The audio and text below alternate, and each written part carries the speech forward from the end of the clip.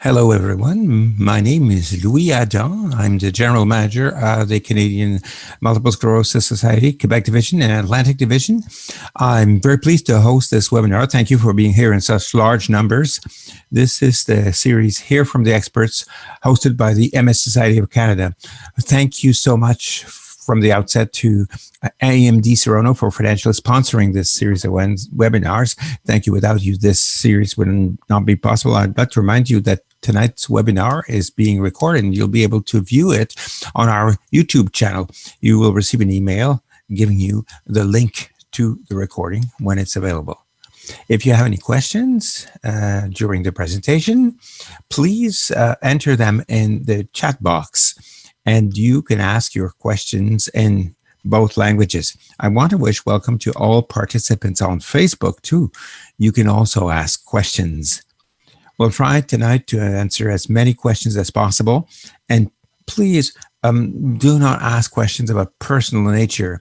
In order to ask those questions, look at your caregivers and your staff, caring staff. The MS Society, I would like to highlight, does not approve, endorse, or recommend any specific product or therapy, but tries to provide information as accurately as possible to allow you to make the most enlightened decisions possible. Now I'm going to introduce our moderator, our presenter for tonight. Her name is Catherine Savard. Catherine received her bachelor's degree in pharmacy from Université de Montréal in 1996. She's part of the Ordre des Pharmaciens since 1996, and she's practiced for 18 years in the community setting. She has continued her career in the sectors of specialized pharmacies for 6 years now. Her fields of interest include management of multiple sclerosis and different types of hepatitis, as well as oncology. She's also actively involved in activities organized in her community to support research on MS. You have the floor, Catherine. Well, good evening, everyone. Thank you for being here in such large numbers for our meeting. The goal of tonight's meeting is to look with you, look at all the treatments for MS and also how you can get involved in the decisions that are made by your caregiving staff, but also how can you get involved in making the right decisions for you, and what can we do apart from the treatments to improve the situation? And I've already received some questions, which I will answer throughout the webinar. If you have any additional questions, please don't be shy. Ask your questions in the chat box. I think we have patients everywhere online from everywhere in Canada, so I'll be more than pleased to help you getting to know well and get better involved in your fight against multiple sclerosis.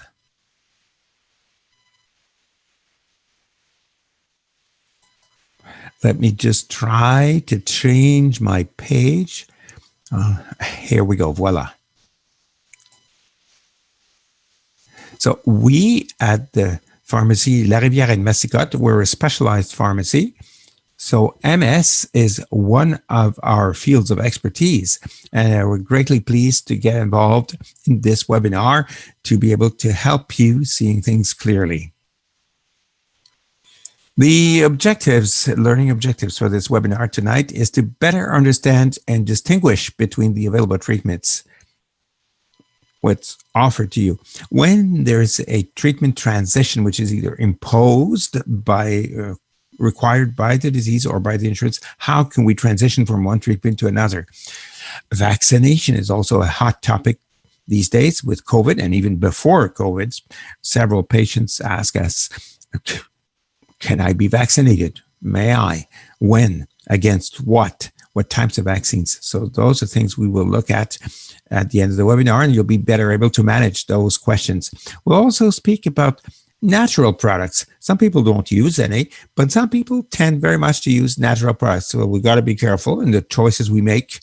And also, it's important to understand a healthy lifestyle, good diet, sports, physical activity. It might seem like a trifle, but it has a big impact on the evolution of your disease.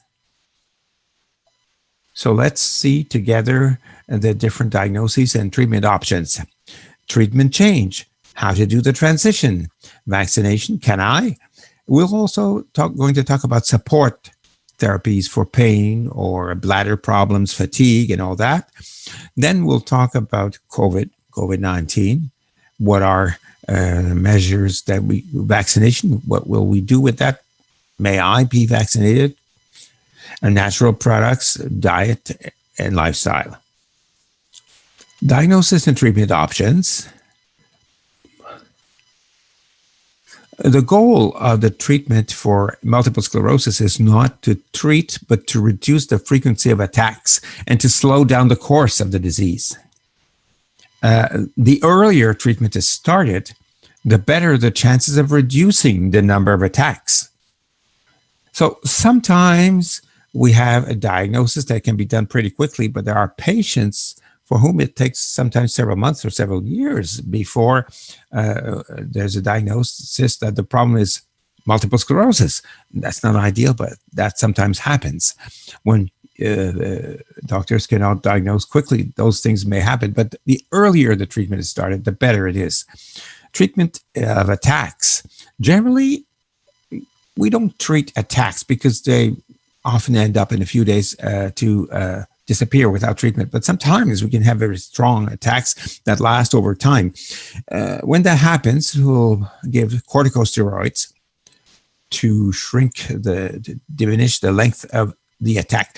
However, what we have to be careful about with corticosteroids, if we give large doses, sometimes some pharmacies are surprised at the large doses that you bring as a prescription to the pharmacies to treat an attack.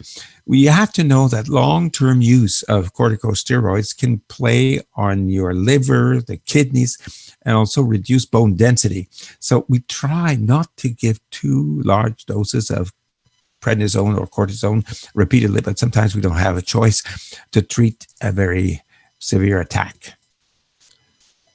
As for the choices of treatment, of course, your neurologist will guide you. When they see you, sometimes they will give you directly a treatment, but sometimes they'll give you a number of options. When you're given a treatment option, the neurologist might say, I'll give you two choices. How can you know which one is best for you? And sometimes you can say, I know someone who takes this treatment X, and my neurologist has given me other choices. Why?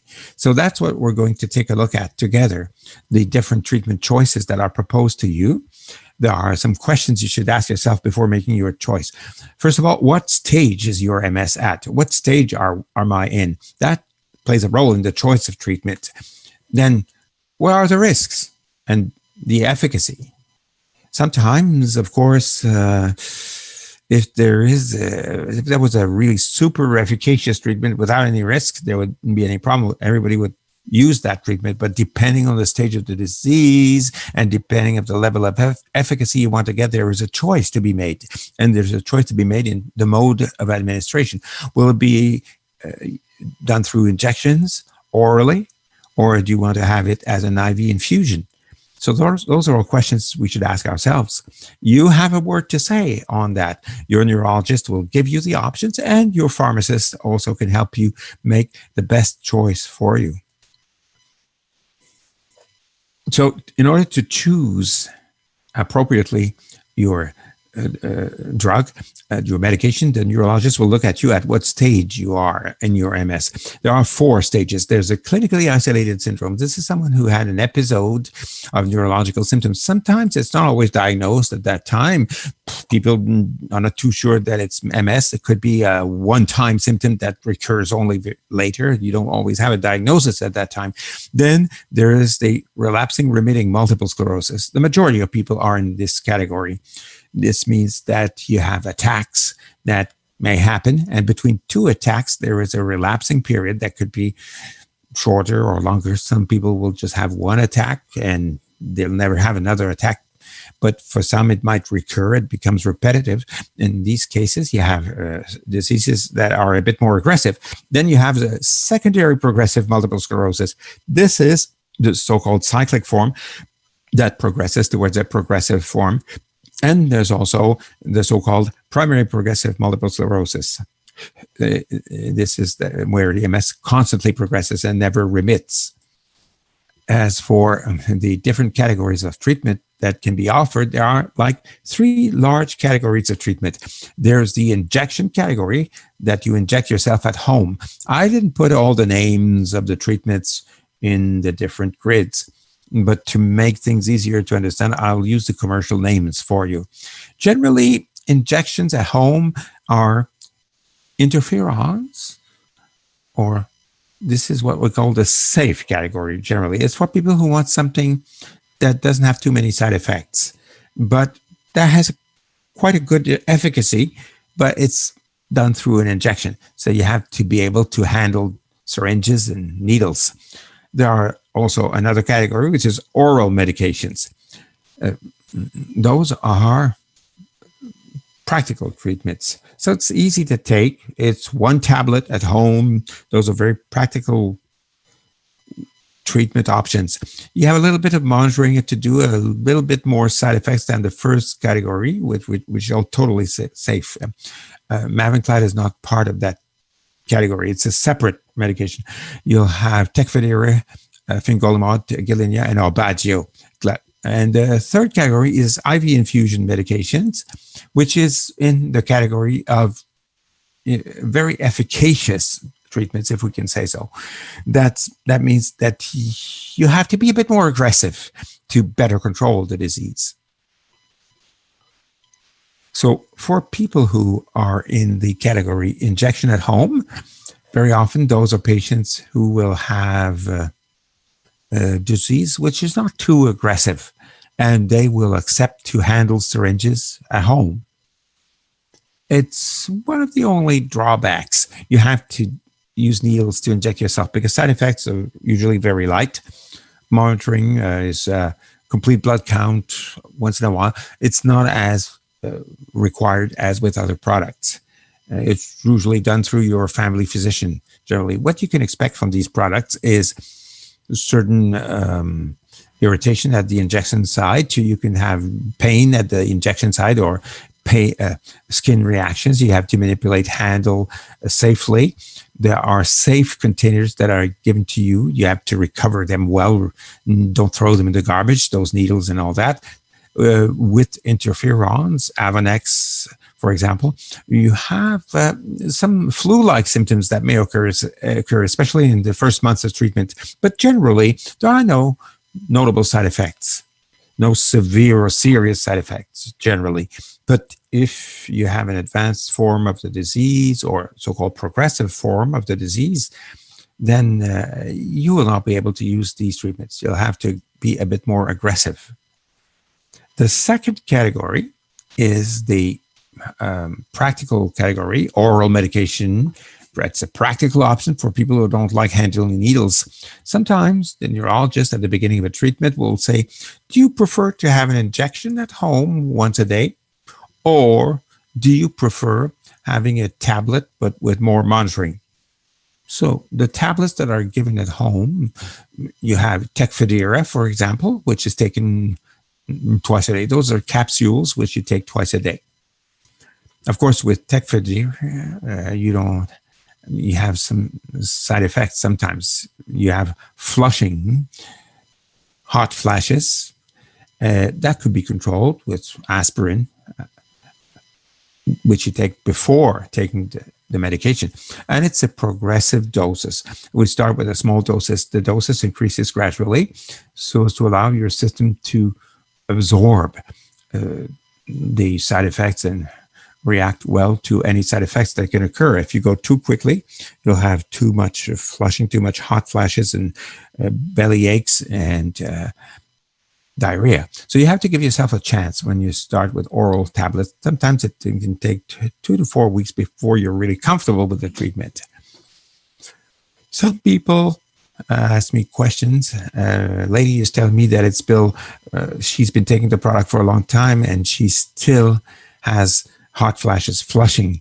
So it's important then to take your aspirin before your acetylsalicylic acid and to take your Tecfidera with a meal. If your meal contains more protein, it's easier to control side effects. Just a note here, just a salad will not do it, will not manage correctly all the flushing side effects. When the neurologist offers you choices of treatment, if, for example, you already have other health problems, for example, let's say you have heart problems, heart issues, or liver disorders, or epilepsy, all those things are taken into consideration by the neurologist to offer you some choices. Possibly one patient might take Tecfidera and the other patient right besides, well, the neurologist will recommend instead Gilenya or Aubagio. It depends on all the conditions of a patient. In their case, it might be preferable. For example, there's also Aubagio, which is in the category of practical oral medications, which you can take at home. You have complete blood count to do with Aubagio for the liver, hepatic count, because that drug can affect the liver. It's also teratogenic for a lady who is thinking about having a baby or becoming pregnant. It's not ideal. And with Aubagio, there's also hair loss that's possible. For some patients, this is not acceptable, but it's reversible. Hair will grow back in time. After 12 months, usually everything should have grown back to normal. So those are all things that we have to take into consideration for you to choose the right treatment that is best adapted to you.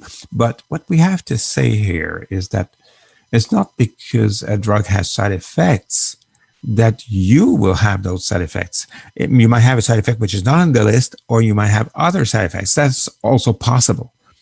You have to give yourself the chance to start the treatment for a few weeks before saying that you want to change or not.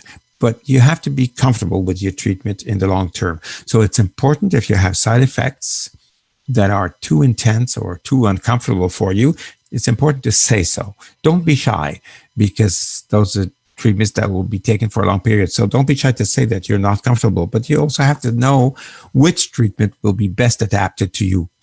There's also Gilenya, for example, that can be given if a person has serious heart problems, though you can't go with that choice if you have because Gilenya is a product that could give risks of bradycardia, low heart rate. And for someone who has heart problems, this is not recommended. And also you have to have complete blood count every 6 months, preferably, to monitor and to check that everything's going well. We also got a question about, which was as follows: will all diseases affect the liver? Well, oral tablets have more effect on the liver. They have more impact on the liver.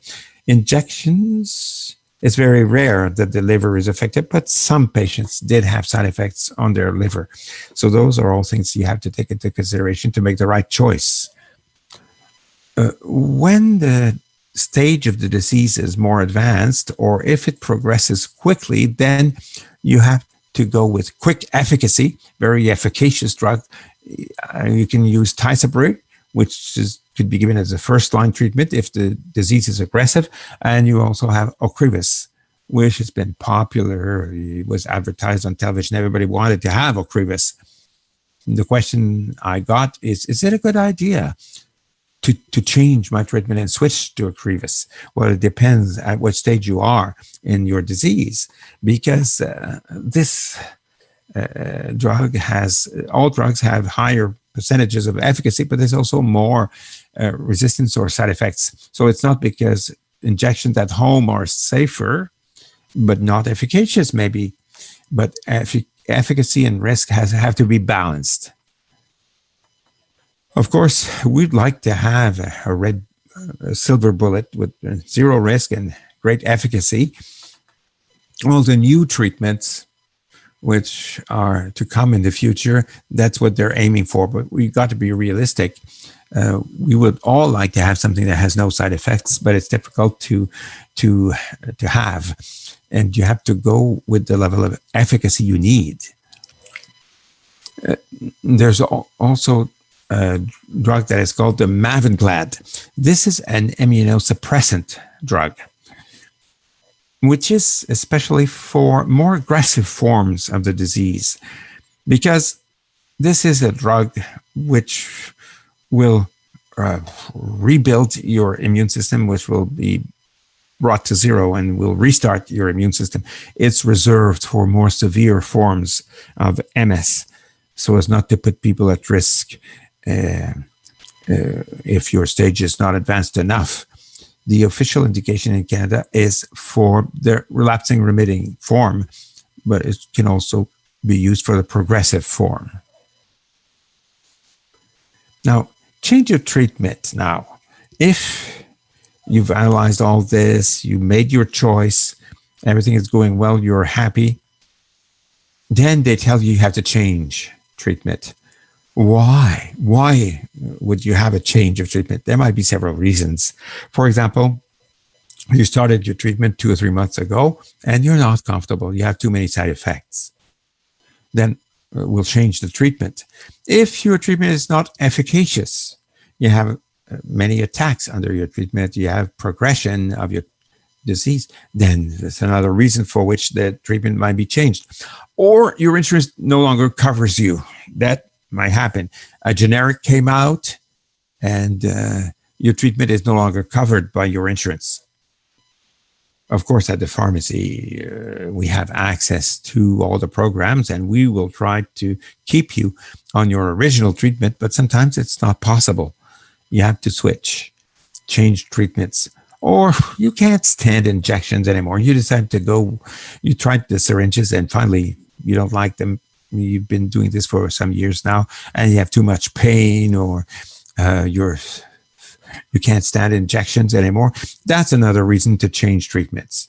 How do we do these treatment changes? What questions should we ask ourselves? What are the new options that I can take? Is there a washout period? That's a transition period during which, when you switch from one treatment to another, do we have to pause? Do we have to have a period where there's no treatment? Can we switch from one to the other without having a break? Or do we have to wait for some time between the two? That's a question you have to ask yourself. Will my treatment change be, how can I say, is my treatment change involving something with my insurance? Would that lead to a delay that will delay the start of my treatment? That's also something to look at. Those are all questions that you can look at with your pharmacist. If you know that a treatment change is coming, what I suggest is speak about it right away with your pharmacist so that we can start processes to make sure that when the time comes, there is no delay. If you switch from one drug to another, if you transition from one immunomodulator to another, that means that your treatment either didn't work or you had too many side effects. Then you change the molecule totally.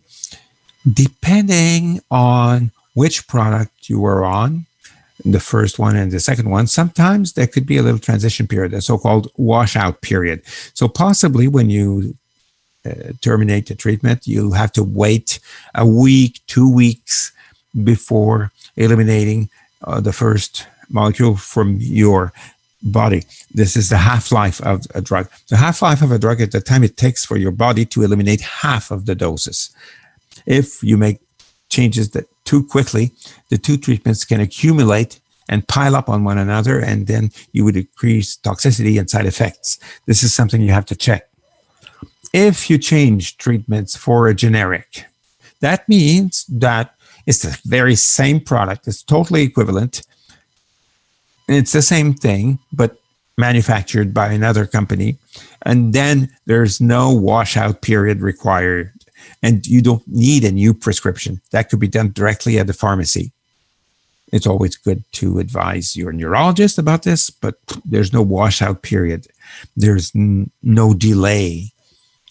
From one day to the other, you continue with the treatment in exactly the same way. If you change for a biosimilar drug, as the word says, it is similar, but it's not equivalent. So to do the transition, you will need a new prescription. You will need some time also to check with your insurance coverage. Those are all things you have to take into consideration before switching the treatment to a biosimilar. You don't change for no reason, but if you're not comfortable or if it's not efficacious, we don't have a choice. So those are all things we have to take into consideration before making the change.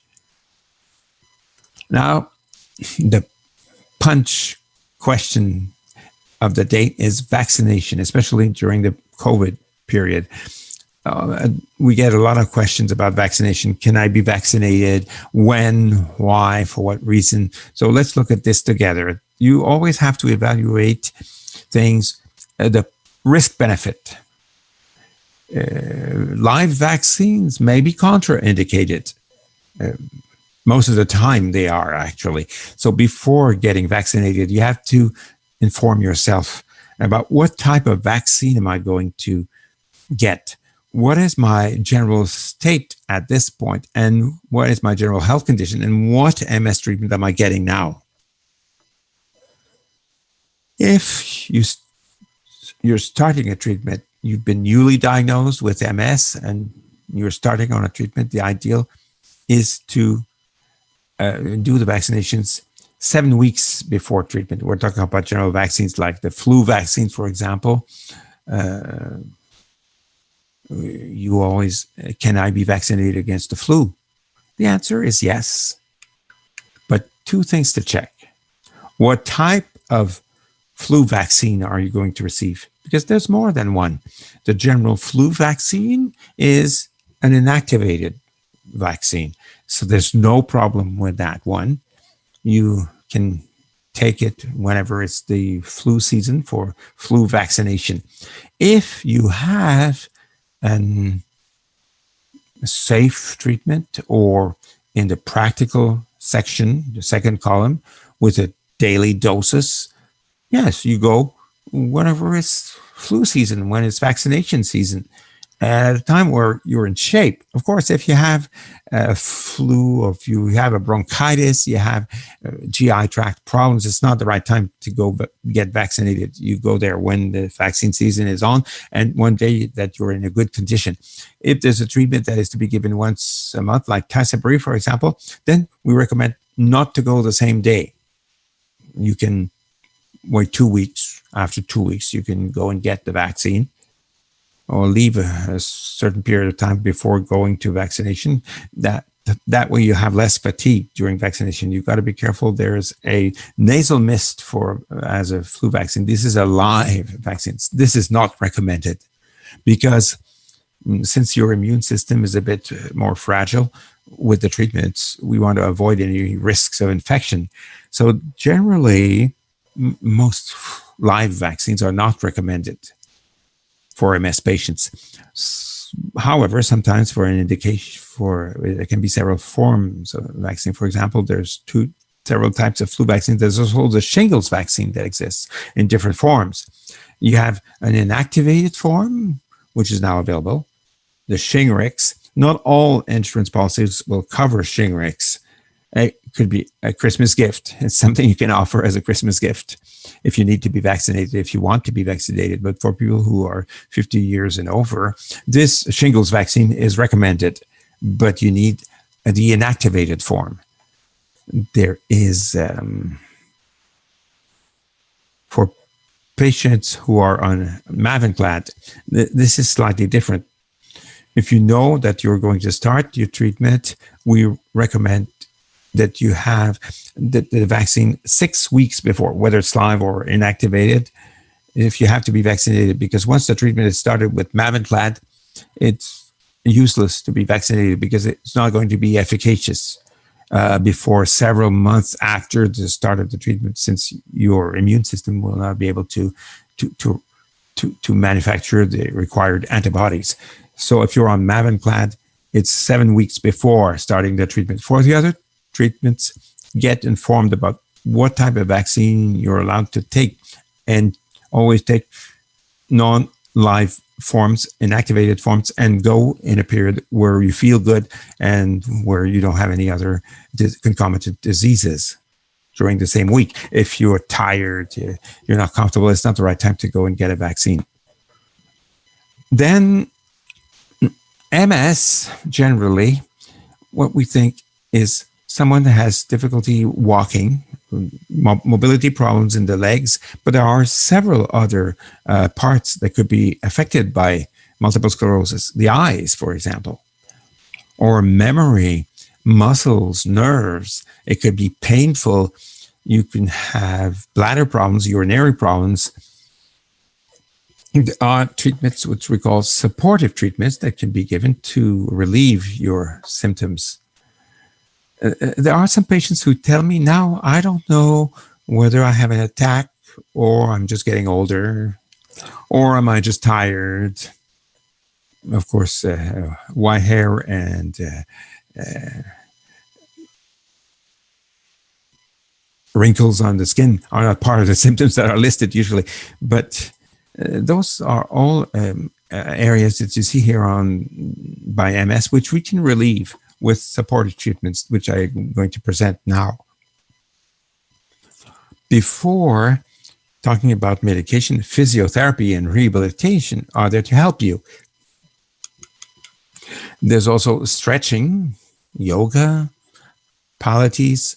Those are all things that we don't always think about, but if you do this regularly in the long term, it could help and reduce a lot of those symptoms.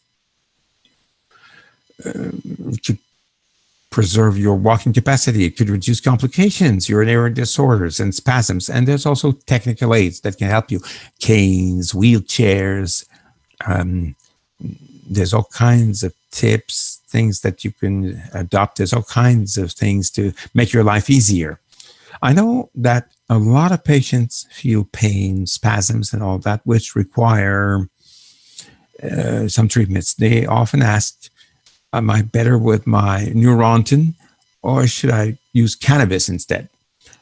Well, as for pain-killing drugs, which can be prescribed, I gave you a list here.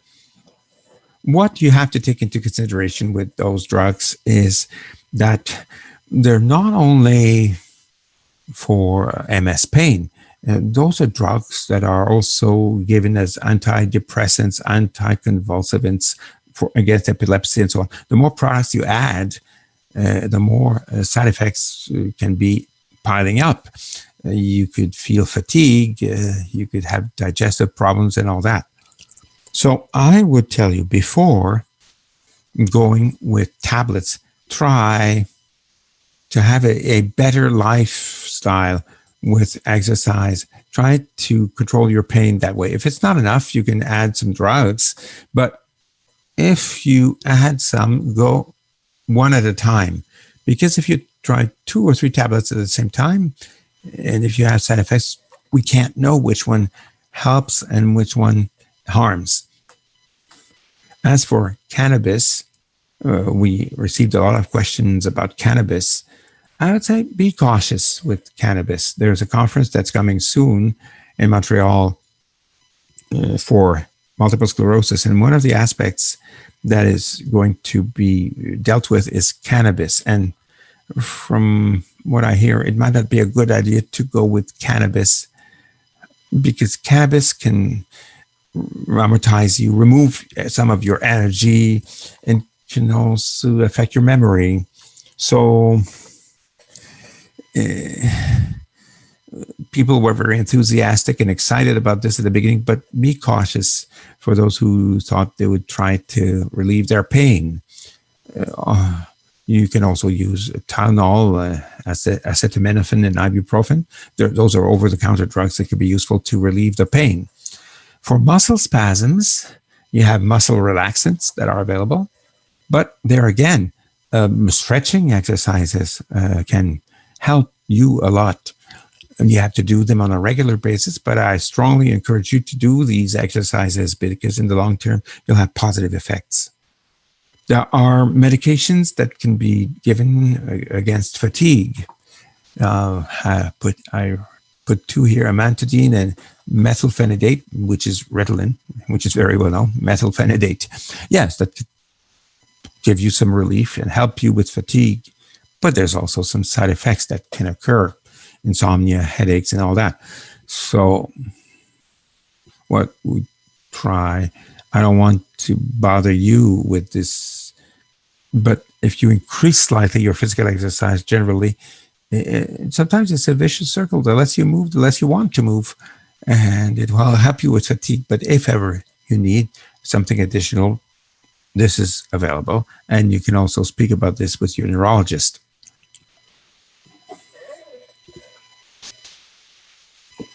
For urinary disorders, we have drugs that are available for bladder spasms. Exercises also are available to prevent bladder problems. Don't hesitate to ask if you need those types of products, because with the evolution of MS, sometimes you can have urinary problems that can occur. Walking problems, gait problems, Vampira. I hesitated to speak to you about this. This is not well known by everyone. This is a product which is for people who have a walking or a gait alteration. But in order to access that product, you need to go through a test. If you have a locomotion problem, a walking problem, what they do, they will make you walk a certain distance. They measure the time it takes you to walk such a distance. After 1 month, you walk the same distance, and if there's an improvement, very often they say you respond to this product, and then you can start the medication. If after 4 weeks nothing happened, then it's useless to continue with Vampira, and they don't prescribe it to you.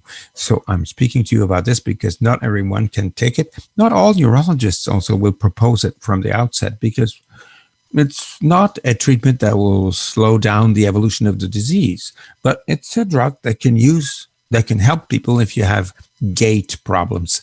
You've got to be careful because Vampira creates risks of convulsions. That's one of the side effects. So if you have risks of epilepsy, if you have a history of epilepsy, they can't propose this to you, and it could also slightly increase the risk of urinary infections. So you have to be careful about that. Protecting yourself from infections. This is very much topical these days. Frequent hand washing. This is the most effective measure. Why should you protect yourself against infections? Well, with your treatment for MS, you're slightly immunomodulated. You're more fragile. You can catch infections more easily. So especially with the COVID now, it becomes even more important. Wash your hands frequently. Wear your mask also. If you feel tired or sick, stay home. Distancing is important too. This is well known, 2 meters. But even apart from COVID, if there are some people who are sick around you, we recommend to avoid contact with them and delay the visits with those people and keep a good distance.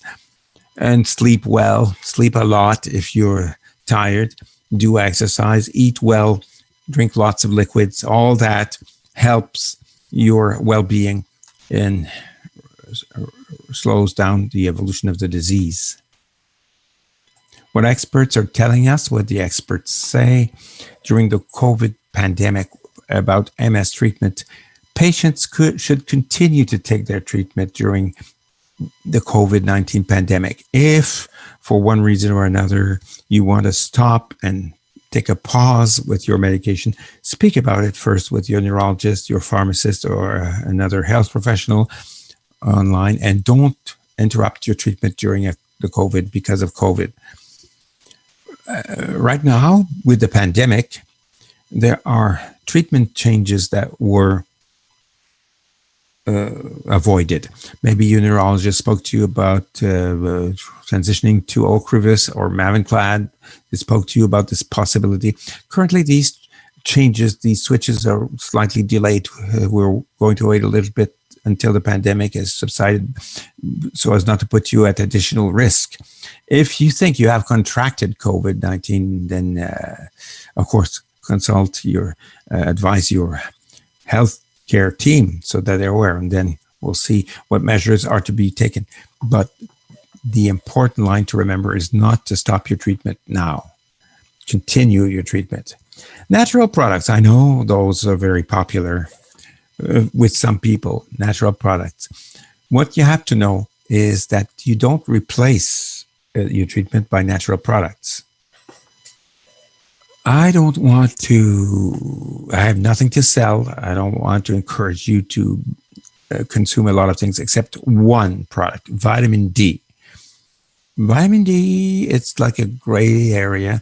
All experts will tell you that vitamin D, 1,000 units per day, is what is recommended for everyone.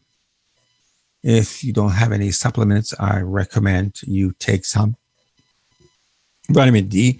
It's proven that it helps modulate the immune system.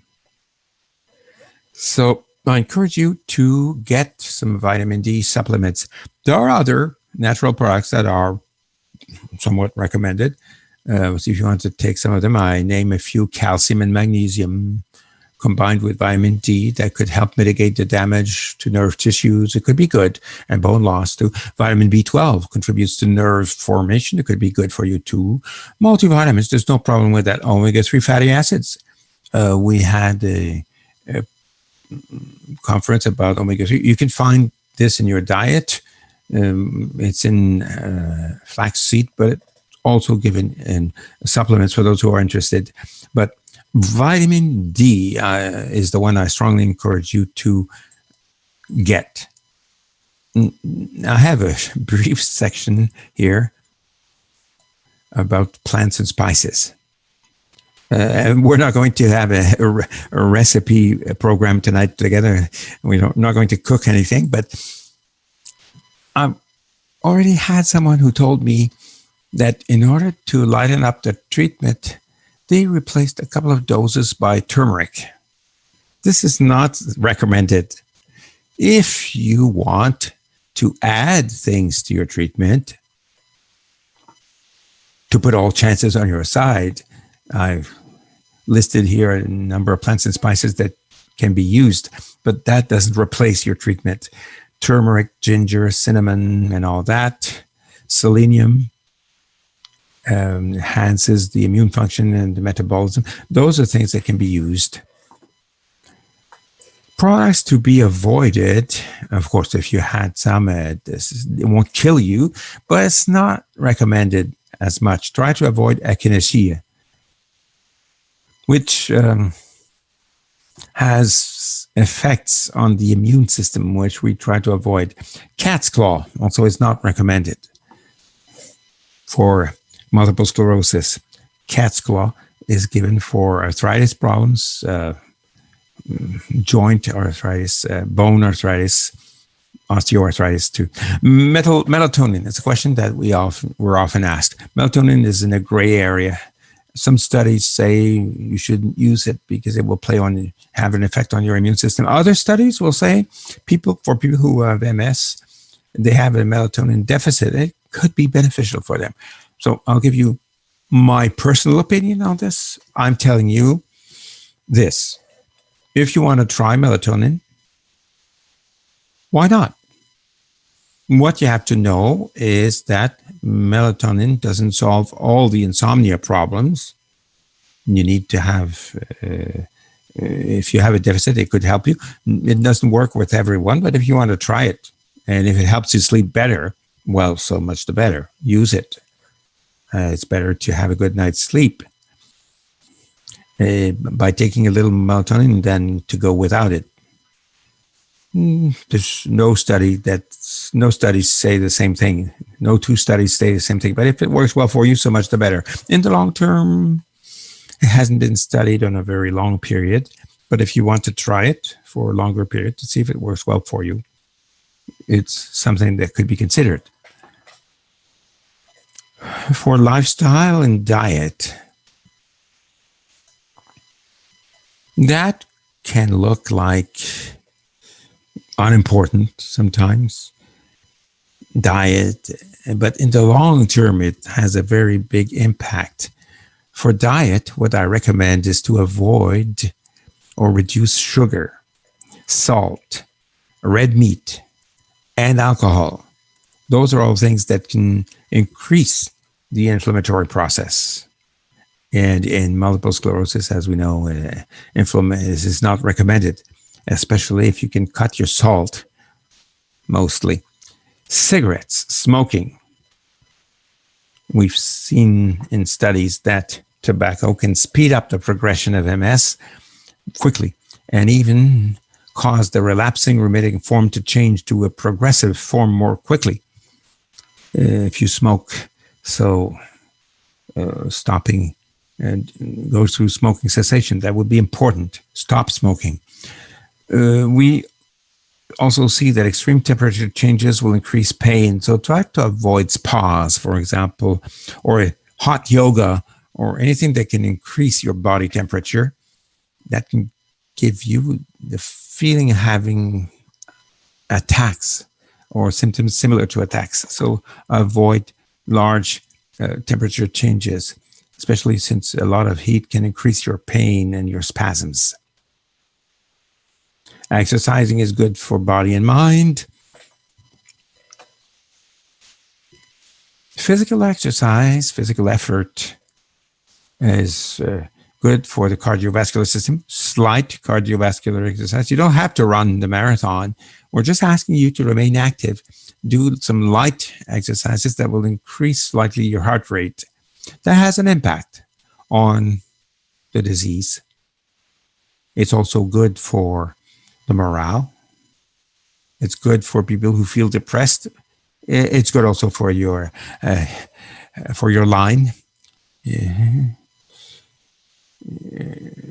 So I encourage you to do a little bit more exercise, especially people who have mobility problems. You can do exercises on a carpet that can contribute to increase your cardiovascular rate, even if you're on the ground, but in the long term, it will have very positive impacts for you. So I encourage you strongly to exercise. Where are we in time? We're good. Okay. Now, Canada is very active in MS research. There are new products that are coming, new upcoming treatments. There are products that will come very quickly, such as Mayzent, for example, which is coming soon. There are some products that have not been launched or approved yet. When there's no change of treatment, no changes of treatment are done very frequently these days on large populations, because during the pandemic we tried to not to make too many changes, but Mayzent is coming. That will be an interesting treatment. And there are the treatments that are coming that will be in the very efficacious drugs that will be given at home. This is something very interesting that's coming. And there's also a lot of research that is being done on stem cells. Some people ask me the question, are there any drugs that could rebuild myelin? Well, now there are none at this moment, but that's an objective of researchers, to be able to finally find a treatment that could stop the disease. It's not there yet, but researchers are working very hard on it. There's a lot of new things that are being done in research. So we got to keep hope, and we should also go with your own good management. Eat well, do exercise, understand your treatment well. This is very important. And if you have any questions, sometimes it might look unimportant or you're shy about asking them, but don't be shy. Don't hesitate. Pharmacists are there for you, to help you, and mostly to help you journey throughout all that and be more comfortable in your journey. You need to be comfortable because you'll have to live with this every day. So I strongly encourage you not to give up. I don't know if there are any questions. Yes, Catherine, thank you very much for this information. It was very interesting. There's a question about Mayzent. Do we know the side effects? Side effects are similar to the Gilenya side effects. And there will be some cardiovascular side effects that we'll have to be careful about. Liver also, hepatic exams. That will be followed in the category of practical drugs, but you'll need complete blood counts and cardiac monitoring too. I'll go quickly because we only have a few more minutes for questions. Do certain treatments take into account the potential link between the Epstein-Barr virus and mononucleosis virus and MS? Could you repeat the question? Do certain treatments take into account the link between the Epstein-Barr virus, which is the mononucleosis virus, and multiple sclerosis? I couldn't answer that question. Just like that, it doesn't come. Okay, there's another question. I think you started addressing this. How do the oral drugs and intravenous drugs work? In what sense? What is the sense of that question? That's the way the question was worded. Maybe you could speak to us about Lemtrada then. Lemtrada, well, I didn't talk about this. Lemtrada is also given in slightly more active forms of the disease in the third section for efficacy, but it's not given as frequently as others at this point. It's not as frequent a drug. It's not given on a large scale. Okay. As for oral drugs, what are the modes of action? Well, each molecule has its own different mode of action. Okay, you're giving quick answers, so that's good because we still have a number of questions. Is the Canadian government covering MS medication outside of Quebec, and what are the options if we don't have any insurance coverage? Outside Quebec, I couldn't tell, but in Quebec, insurers will cover drugs. There are some drugs that will need a special authorization, so it's not covered right from the start always. That's why if you're thinking about a change of treatment that's upcoming for you, you should immediately advise the pharmacy so that we can start the process, because there are forms that have to be completed. It could take several months before it's authorized. Thank you. Another question. I've been taking Tecfidera for about 6 years, periodically, to give birth to my 2 kids, but for some reason, the treatment causes a lot of flushing because I've been taking it on the long term. Do you have any suggestions? This seems to have caused an ulcer problem. Yes, when you use aspirin in the long term, you can expect to have GI problems. What I recommend with Tecfidera, it's very important to take it at the middle of the meal with a big meal. It shouldn't just be a little salad. Take some peanut butter or some meat, something that contains protein preferably. And what you can do, if the lady receives the formula of 240 milligrams twice a day, sometimes you can try to take it with the tablets of 120 and split the 2 doses by about 45 minutes. So they will not be absorbed at the same time in the stomach. Sometimes it could help a lot for GI issues and reduce flushing. Perfect. I have one last question before we end the meeting. I work in a Subway restaurant. Is it dangerous for me? I'm starting my second phase of Mavenclad in November. September, November. Of course, the 4 to 6 weeks following the second dose, during the first 8 weeks, I don't know if the person starts their treatment in November. She's starting the second phase of Mavenclad in November. Then, of course, for the weeks after that, supplementary measures will be required. Masks, gloves, disinfectants, and so on, because it's going to be a more risky period. So, Catherine, we're coming to the end. Thank you very much for the time you gave us. It's very much appreciated. I'm convinced that people who took part in the conference found this very interesting. I want to remind participants that we have the Info MS agents who are there to answer your questions. Any questions you might have about MS or MS and COVID, those people are very well trained to give you the most reliable information possible. Those are trained navigators. We have navigators, and you can communicate with them by phone, chat box, or email. You can see the contact data on the screen. We'll also have peer-to-peer help they can help you by phone or by email. And I'd like to remind you also that previous recordings of these webinars are available on the YouTube chain, and you can have access to our last podcast on physical activity. And I thank you for responding to the survey which we sent to you online, so that we can improve.